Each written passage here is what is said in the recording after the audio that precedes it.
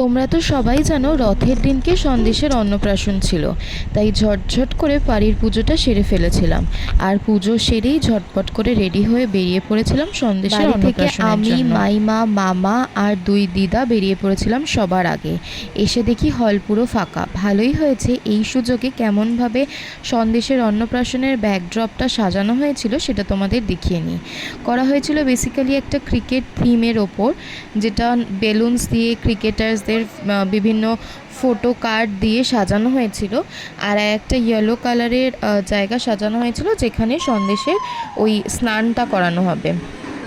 এরপর আমরা তত্ত্ব নিয়ে চলে আসি। অ্যাকচুয়ালি তত্ত্বর জন্য অপেক্ষা করছিলাম, কারণ বাড়ির সবাই মিলে একসাথে আসলে সুবিধা হবে, তাই সবাই যখন চলে আসে তত্ত্বটা নিয়ে আমরা চলে আসি।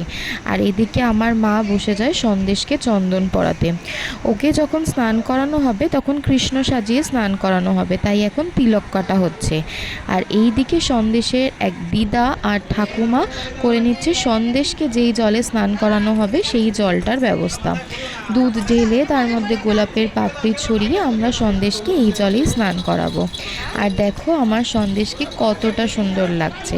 কৃষ্ণ সাজানো হয়েছিল।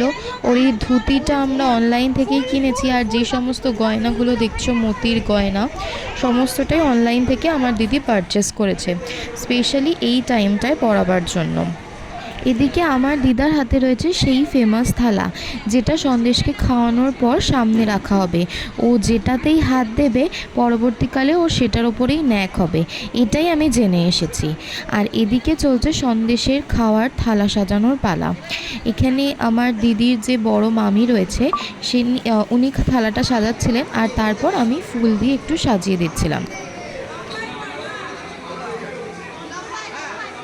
জানি আমার এই ভিডিওটা দেখে তোমাদের অনেকের মনে এটাই কোয়েশ্চেন যে এটা কি শাড়ি পরেছিলাম।